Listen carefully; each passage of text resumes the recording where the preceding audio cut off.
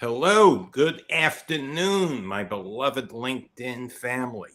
I'm David Vogel, your host, and I'm very honored to welcome a very special guest today, and that's Orbel Hoospian. And he's a licensed enrolled agent with the IRS and a true wizard when it comes to commercial tax strategy. My own son, who runs Project Sunrise, he trusts Orbel with all the company's complex filings, and there's a good reason for that. Orbel, he isn't just another tax pro. He's carved out a unique niche, and it's helping businesses in the $1 million to $10 million range who are investing in solar energy projects, and he helps them unlock massive savings through a strategy known as the step up in basis. Now, in a world where very few firms touch this corner of the tax code, especially for these small and mid-sized projects, Orbel, he's filling a much needed gap with technical precision and deep expertise. Now, today, he's going to break it all down for us, from the basics of the investment tax credit to the advanced strategies that can mean hundreds of thousands, maybe even millions in recovered capital for smart business owners. So let's start with the fundamentals. Orbel, what exactly is the investment tax credit, and how does it apply to a business installing a solar project? Well, hi, David. Before I begin, I would like to thank you for having me on. I hope we can have a great conversation and be informative to our audience here. So to start with the investment tax credit, it's in my opinion, it's one of the biggest federal incentives that are available to businesses that are thinking about investing in solar or going clean energy. What it is, it's basically a dollar for dollar reduction in the amount of the federal income taxes that a business might owe, and it's based on a percentage of the cost of installing the solar energy system. As of now, the credit is set at a 30% flat rate, and it's good until at least 2032. That means that if a business installs a solar project, or they invest in a solar project that costs about $500,000, they are looking at a credit of 30%, which is $150,000 in this case. What makes this more valuable is, I think, for people to understand the difference between a credit and a deduction, is that the credit actually increases your tax liability instead of a deduction that I'm sorry, decreases instead Right. of the deduction that decreases your taxable income. So that's what makes this credit much more appealing to businesses. Okay. Now, you said that the basic ITC is 30%, but you do know in an energy community, there's a 10% bonus, Correct. which bumps it up to 40%. And of course, we've discussed this. If you use domestic products, you could get another 10%, which theoretically could bump it up to 50%, but very, very few solar projects actually get that domestic tax credit. In any Correct. event, there are other benefits like the TCJA deduction. Could you explain the Tax Cut and Job Acts in relation to solar, specifically what bonus depreciation rules are and how they affect solar investors? Yeah, of course. The TCJA is a very detailed topic to get into, and I'll make it as comprehensive as I can for the audience. But when the TCJA became effective, it was enacted in 2017, and it became effective in the beginning of 2018. It just changed a lot of tax code, a lot of tax rules, and of course, it did influence the solar and the clean energy investments. One of the biggest updates that the TCJA had from a solar standpoint was the expansion of the bonus depreciation. Before the TCJA, businesses could only apply 50% bonus depreciation on new property and that or new asset, and that asset or the property actually had to be new to the owner. They had to be the original user of the property. But what the TCJA did was, first of all, it bumped up the 50% to 100% for any property that was placed into service after September of 2017. And to make it better, they changed the term new. Basically, it had to be new to the business or new to you. As long as you purchased the asset, even if it was a used property, you could still apply the bonus depreciation to it. Now, I can go into a quick example of how the bonus depreciation works when it comes to solar. Uh, let's just say, for example, a business invests $1 million into a solar project. With the 100% bonus depreciation rule, they could potentially write off $850,000 of immediately after taking the credit. Now, how that works, how do I get to the 850,000? We can go over it in detail a bit more. But after applying the 30% credit to that $1 million investment, well, that's a $300,000 of the credit being taken towards the asset. But the IRS doesn't allow you to take the depreciation on the full cost basis. They make you adjust the basis by half of the credit, which is 15%. In our case, will be $150,000. So 150,000 reduces the depreciable basis to 850,000, and they could potentially apply the bonus depreciation to that new basis.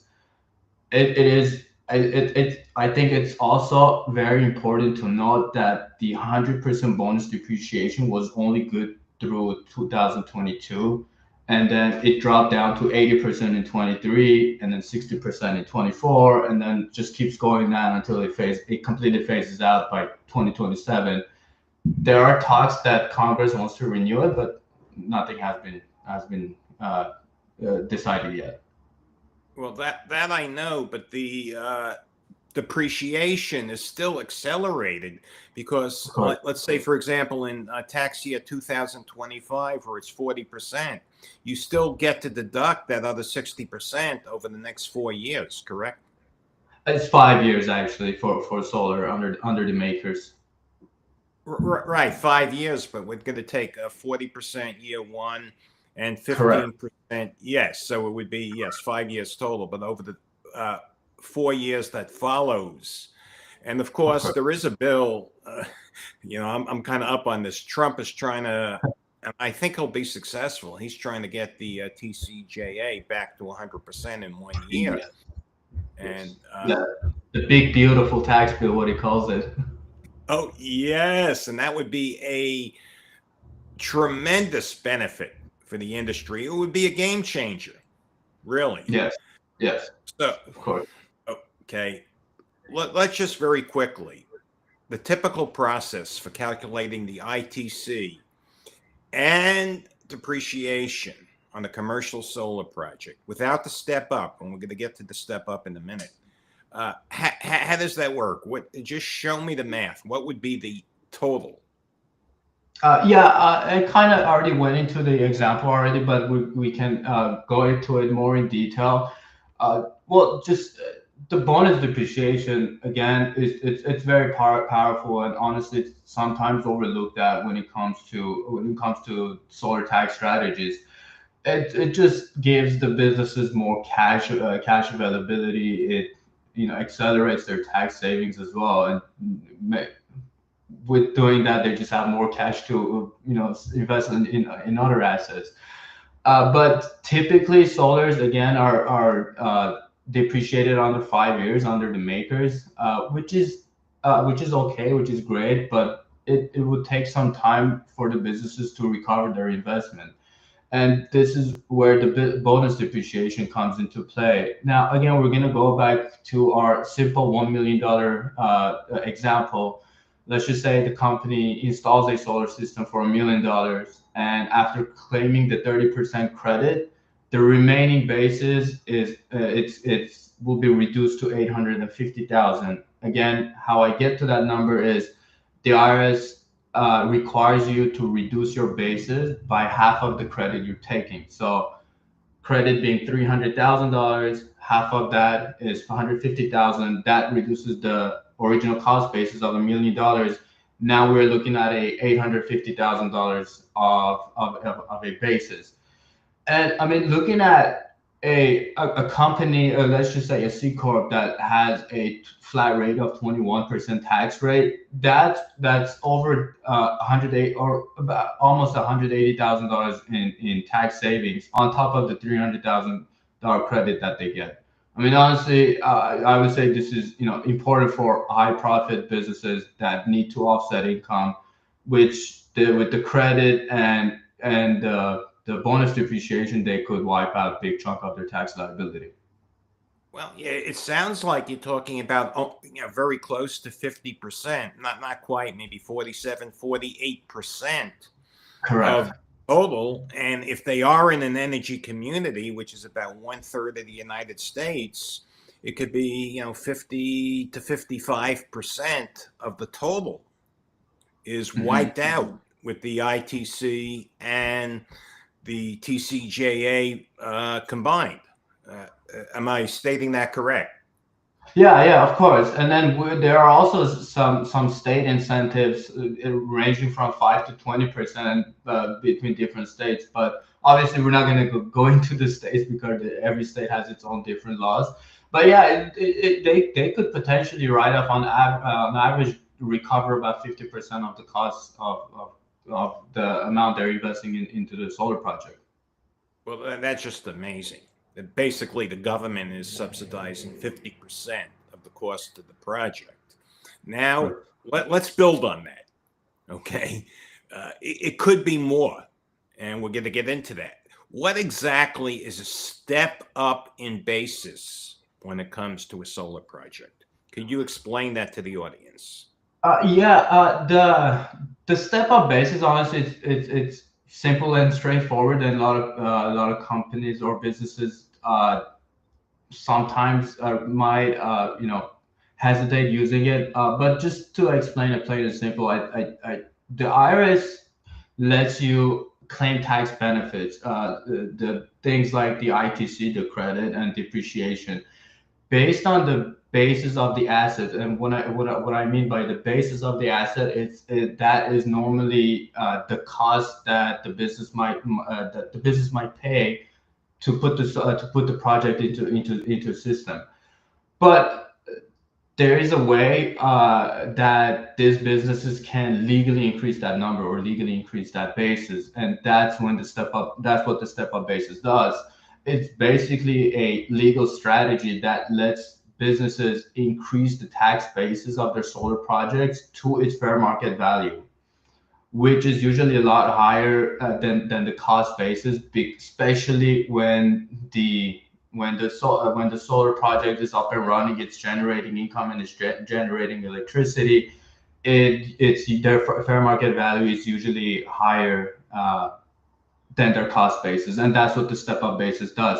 It's basically being appraised to the fair market value at a higher, which gives the businesses a higher basis to work with. Interesting. Could you give me an example how the step up basis is going to directly increase the client's ITC and their TCJA bonus depreciation? Could we put that into numbers, please? Yeah, and I'll keep this again to our $1 million example just to make it simple. The whole reason of doing the step up basis is for businesses to get bigger to get higher tax credit and have better tax benefits basically.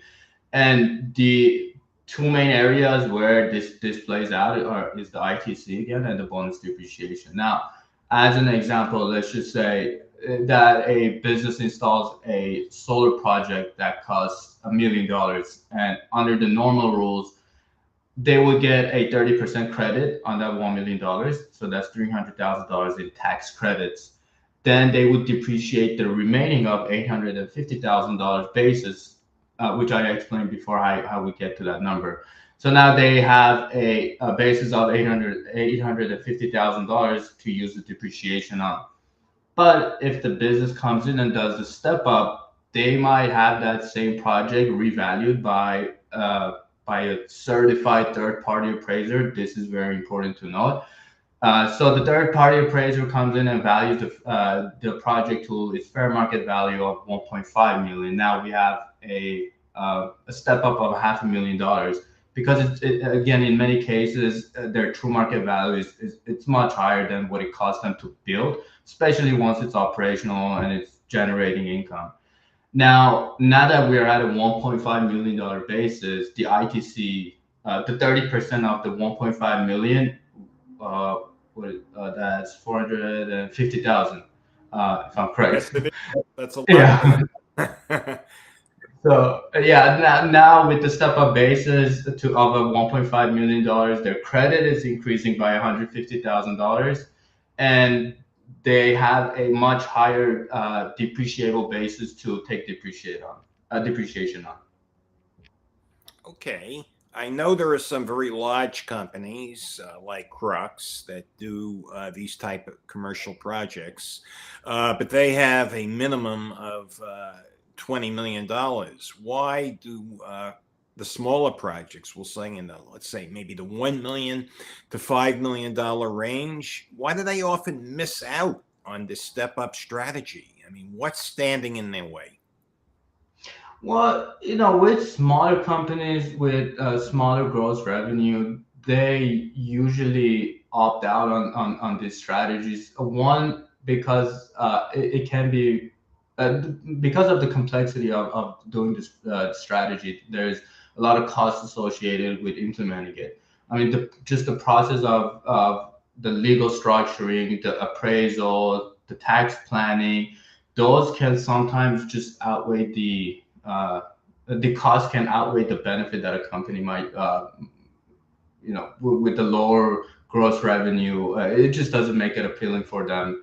Or, they might not have as high as a tax liability compared to the bigger companies.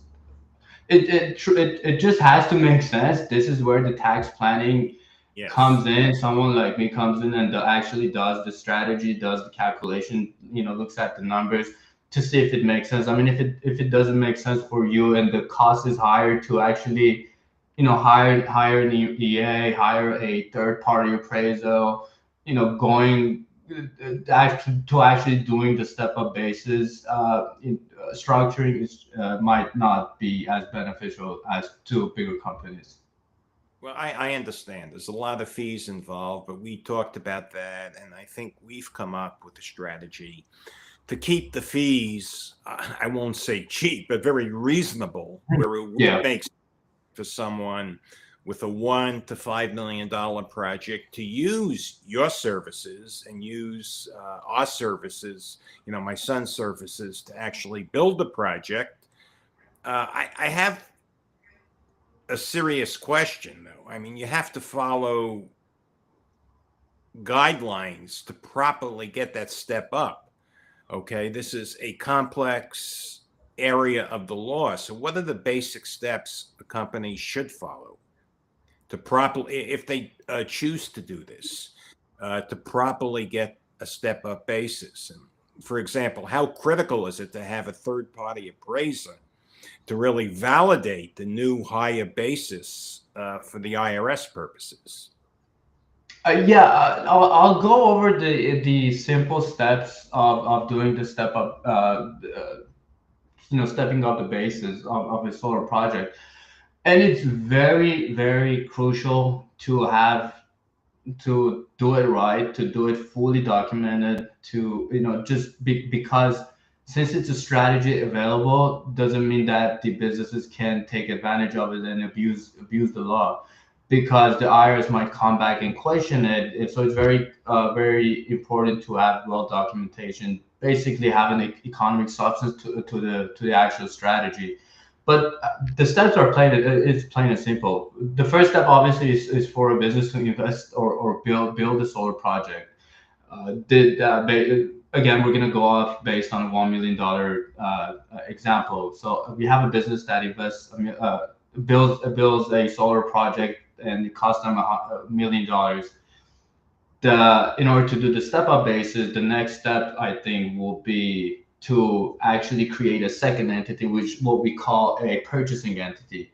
Now, this is when the business creates a separate legal entity. It's usually an LLC or a partnership, a pass-through entity, what we call it, that will buy the solar system from the development entity. And this entity is usually often owned by the same shareholders or the partners. But for the IRS to respect this transaction, again, there must be a legitimate business purpose. Everything has to be well documented. Now, after that step, now is the step of having the actual project appraised, and this is where the third party appraisal comes in, and this is very critical. The businesses have to hire a qualified appraiser to determine the fair market value of the solar system.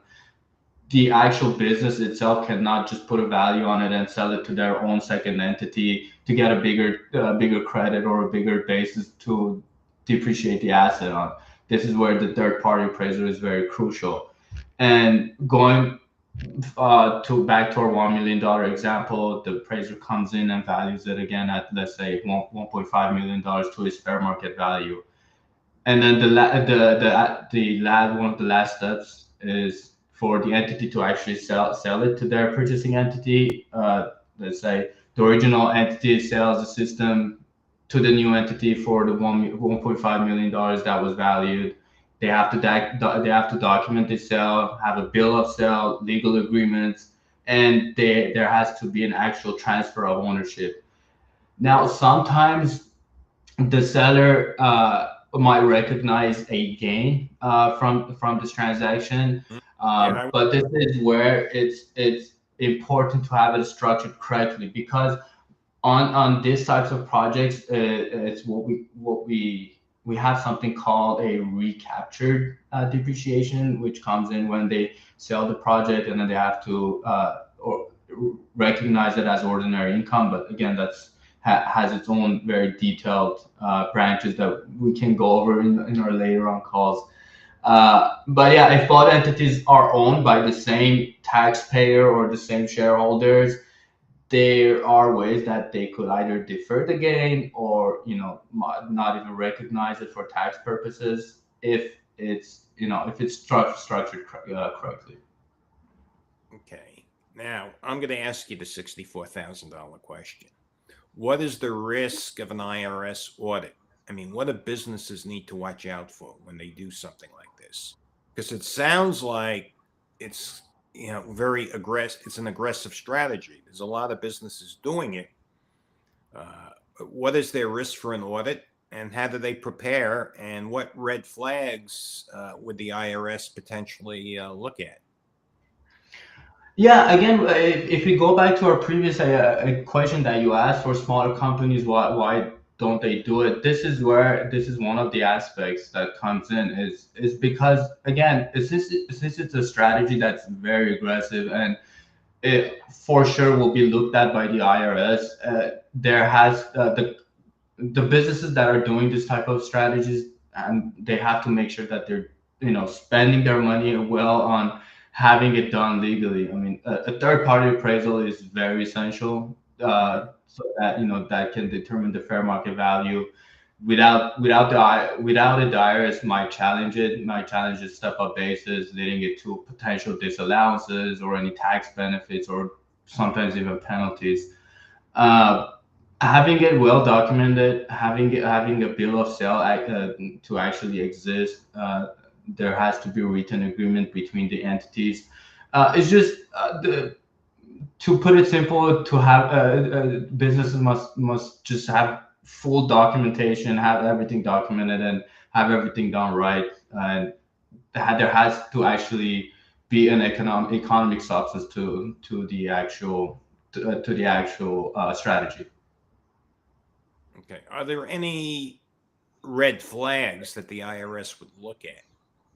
Yeah, lack of Lack of any credible third party appraisals, that could be one of them.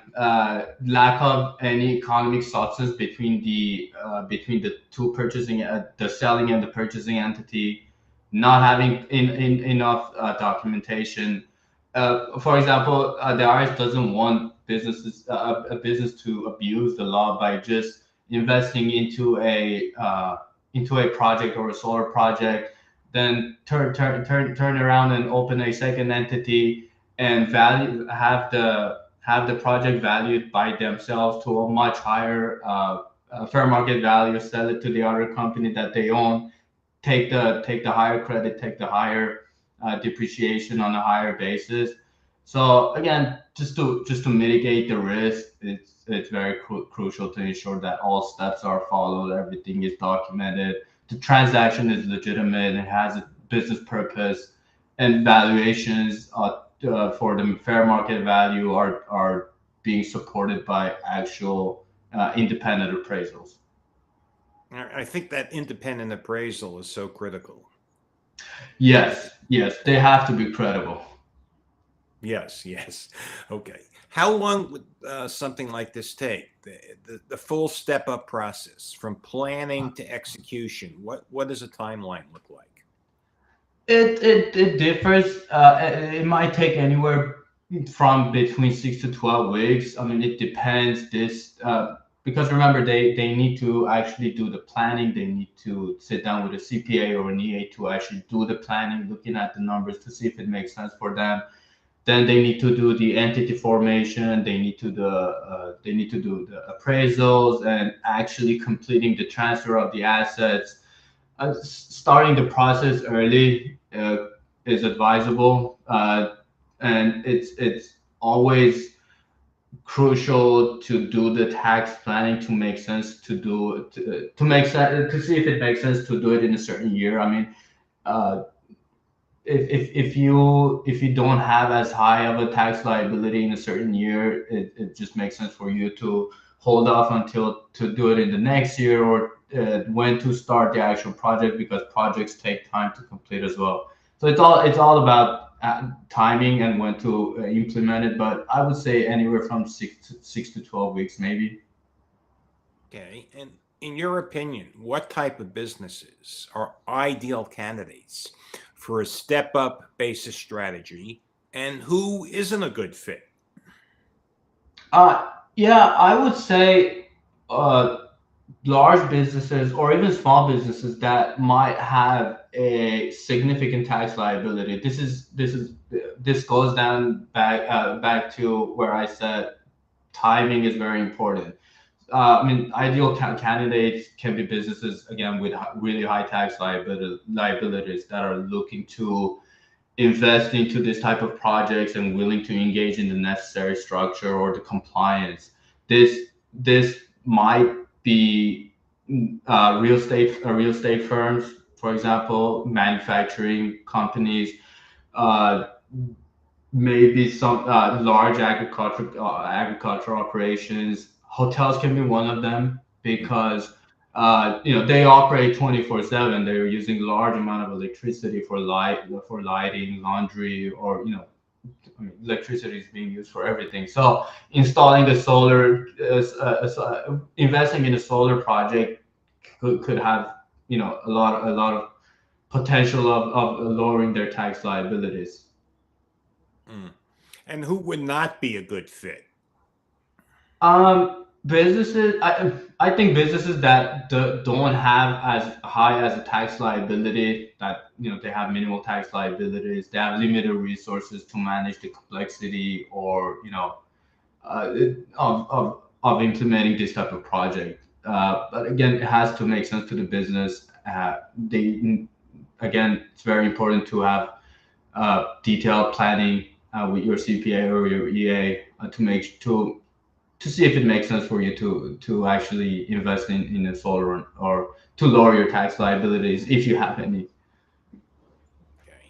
Now, for the businesses that are listening today, for the investors listening today, it sounds like if you structure this properly, a large percentage of a solar project's total cost can be realistically recovered. I mean, through the step-up basis. And we discussed without the step-up basis, it could be close to 60%. If they're in an energy community, the ITC is 40% plus the 21% they're going to save on the basis on the TCJA. That's close to 60. If they're not in an energy community, it's pretty much 50%. How much more, in terms of, let's say, numbers in dollars and cents, can a business save if they decide to implement this strategy? Yeah, it's very different for every business and depending on what state that they're in. But on average, I would say they can realistically recover anywhere from 50 to 75%, or even more, depending on other incentives that are available to them in what area that they're living or what state that they're in. And this can be a combination of, first of all, the 30% tax credit that are eligible for solar costs, and that would directly decrease the federal tax liability. Then we have the bonus depreciation, which can be applied to 85% of the actual cost after reducing the basis. Then there is the strategy of the step-up basis, which we talked about. The businesses can implement that. And then finally, as I mentioned, different states have different incentives, but states can range anywhere from 5% to 20%. So it's everything. When everything comes into play, again, I would say they can realistically, they're looking at 52, maybe 75% of recovering their total cost of investing into solar. 75%. That is huge, really. I mean, I want to thank you, Orbel. I mean, this has been a real interesting masterclass. I mean, I've learned so much today, and it's really clear to me why the sharpest minds in solar are turning to you, because the numbers really matter. So if you're in, the solar business, if you have a solar company, or you're a business installing a solar project, or just you're an investor exploring how to legally maximize your tax benefit, I mean, this episode really was for you. I mean, we broke down the investment tax credit. We broke down bonus depreciation under the TCJA, which, by the way, I think will be up to 100% under, Trump's big, beautiful bill. But most importantly, I mean, we discussed how the step-up basis and strategy can unlock hundreds of thousands, maybe, depending on the size of your project, millions of dollars in extra tax savings. I mean, Orbel, you really shared some real-world insight that you won't find on YouTube. You won't find from your average accountant. I mean, you are the go-to expert in this really underserved niche, because for projects between 1 million, I'll say even up to 10 million, I said 5 million, but up to 10 million, there's really no one who's focusing on that. So if you're out there and you're serious about leveraging the full power of solar tax incentives, I mean, you can DM me on LinkedIn. You could reach out directly to Orbel. I'll be putting his link, his LinkedIn profile in the chat. I mean, we're here to help you turn sunshine into serious savings. So, Orbel, I thank you so much for joining me today. Of course. Thank you, David, for having me on. Well, thank you. And hopefully people will be reaching out to you. People could reach out to me. One of the other things I do is I help my son. I mentor my son get clients grants. Now, we didn't even talk about that, but there's a lot of solar grants that the federal government is giving away. And some of these grants are still available under the Trump administration. And if you add, 25 to 50% in free money, that's a grant. You don't have to pay that back. I mean, you could actually get back more in benefits than you spend on the solar project. You get over 100% ROI. Orbel, thank you so much. Is there anything you want to add? Did I miss anything? No, I think we covered everything, but obviously there's a lot more details that we can go over in our next calls, hopefully. But I hope I made it as comprehensive as I could for the audience, made it easy to understand. But yeah, I'm here to answer any questions. If anyone has, they can directly reach out to me through LinkedIn or through my website. I don't think I've mentioned my company's name, but it's Oracle Tax and Accounting. We are The name of your company is Oracle, right? Oracle correct. Tax. Yeah, Oracle Tax and Accounting. We are based in Los Angeles. Okay, but you'll do business with anyone in any state because this is really a special niche. And like I said, I'm going to put your link in the description in the comment. Excuse me, for live. I meant the comment section. And this will propagate on LinkedIn. Looking forward to working with you again. Thank you again. You have a blessed day. Everyone on LinkedIn, thank you for joining me. God be with you all. Have a great day.